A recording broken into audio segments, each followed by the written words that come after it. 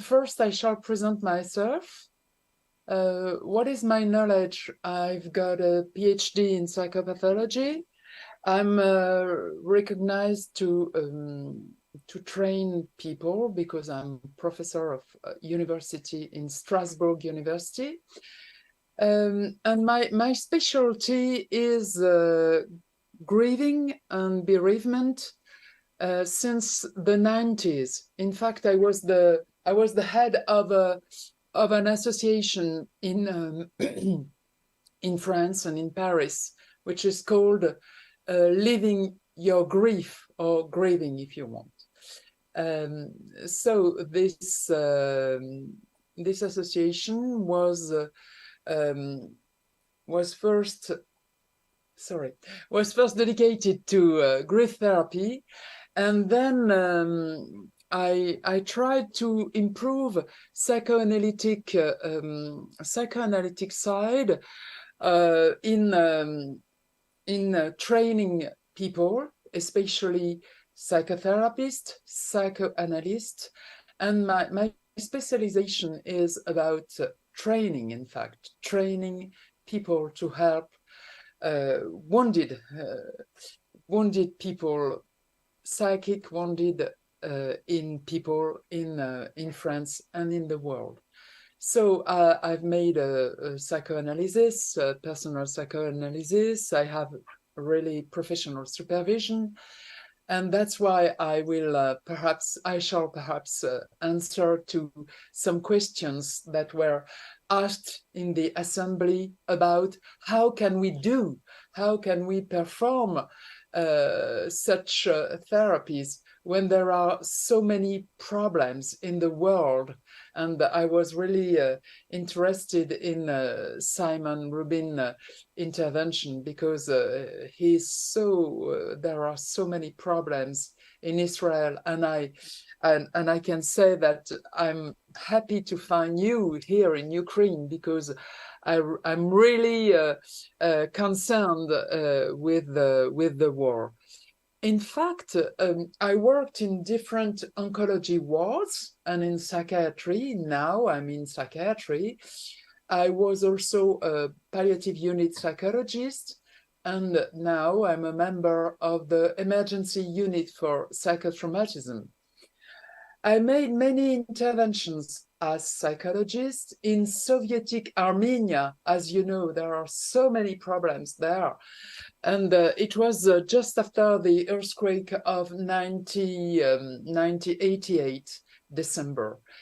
I've also made interventions after the crash of a plane, you know, the Concorde. It was the famous plane that was built by the British and the French together, the Europe, in fact. And you know, the equivalent is the Tupolev in Russia.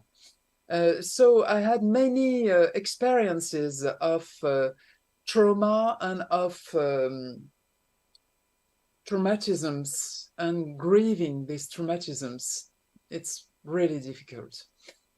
So this is my training.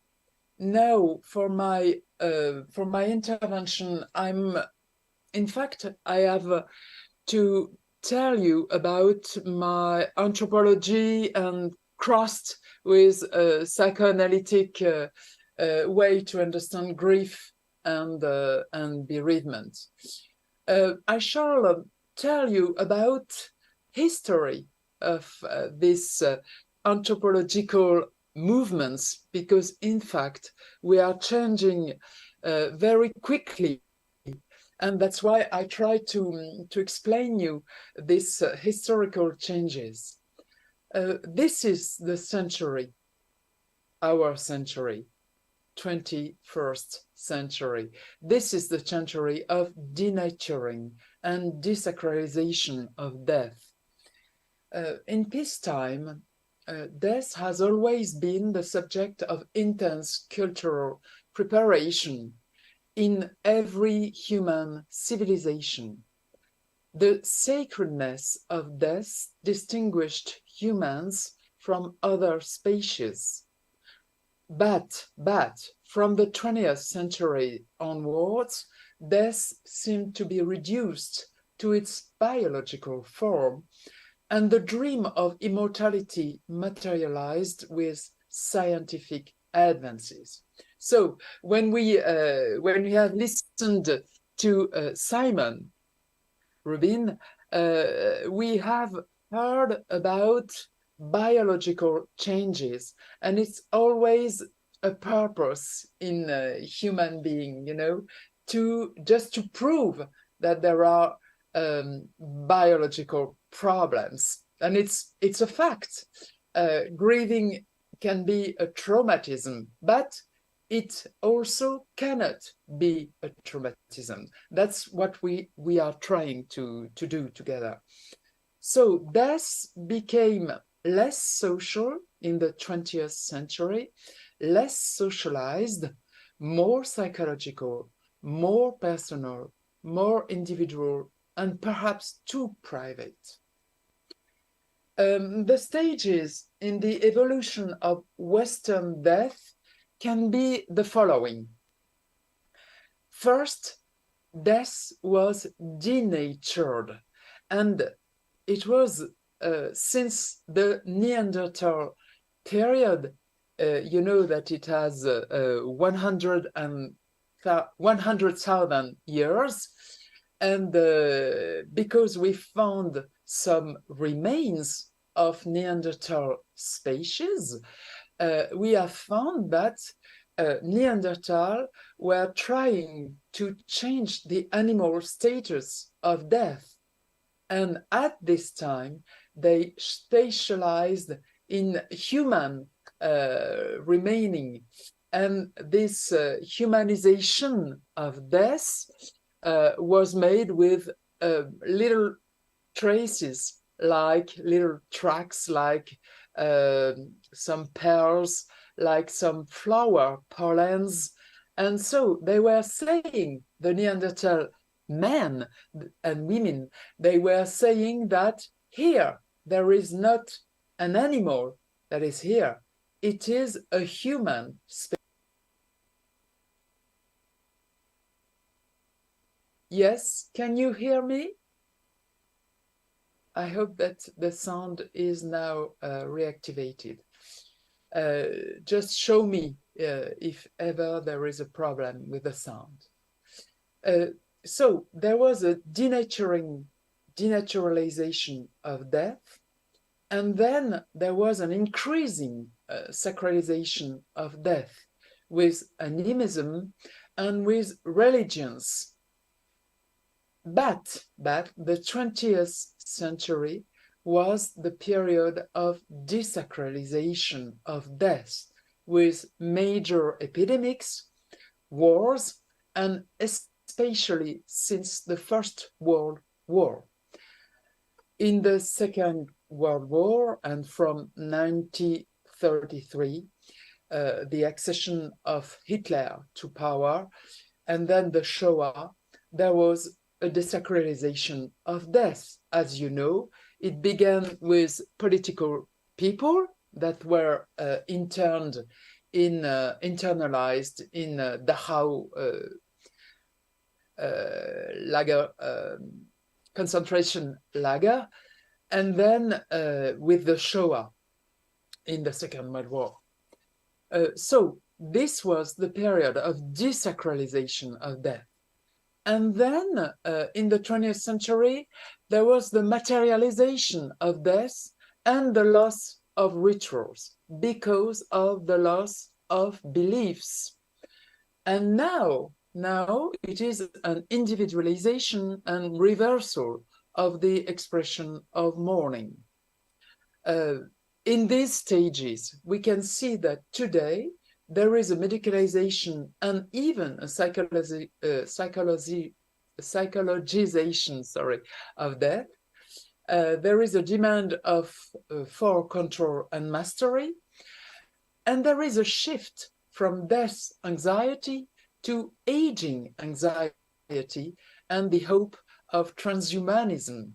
So you see, there is a different shifts that we can see now.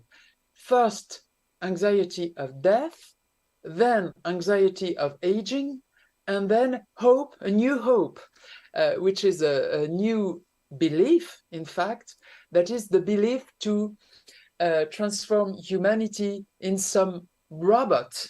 And transhumanism is one of this hope in different categories of people. So this shift leads towards abstraction, and we see virtual cemeteries, videos of death, videos of holographic remains of people, etc. So all of this is always due to the same problem. We cannot, as human beings, we cannot accept death, in fact. So what's worse? Is it death or is it loss? This is the major problem. For example, for us in France, there is a large discussion about euthanasia and assisted suicide. And when, as a psychologist, I ask to ill people, what do you prefer? Do you prefer to die, or do you prefer to be killed in euthanasia, to decide of your death, because you consider that living on a ward hospital bed is worse than being dead? So this is a big question. This is the question, I think, of today. What's worse, death or loss?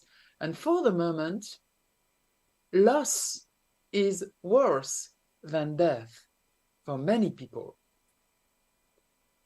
So what are these historical changes? As I said, the two great world wars, the loss of religious beliefs, the growing individualism, the globalization of world, and the medicalization of major life transitions.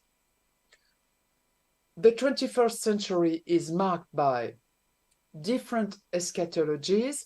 As you know, eschatologies is an eschatology is a very, seems to be a very barbaric term, but in fact, it's the representation of end of the world. So now in the 21st century, we are afraid of annihilation, but this fear is engendered by ecology and technological catastrophes, and as we see, political catastrophes.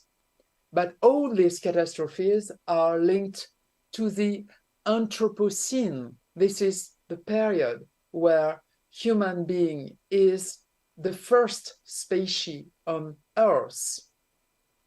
So there is individualization of death and mourning, control of the natural conditions of death, and finally, the rejection of the temporality of death. The reversal of the expression of grief, formerly centered on the social and collective framework, the expression of grief has become individualized. Intimacy has increased and no longer finds a collective home. It's usually expressed in a doctor's surgery. People are not going to psychologists or to collectivity. No, they go to the doctor. The community spirit is found in associations or during major natural disasters and human catastrophes, but mourning is confused now with psychotrauma. And especially for you in Ukraine, I can understand that because you're at war. And also in Israel, there is a confusion between mourning and psychotrauma.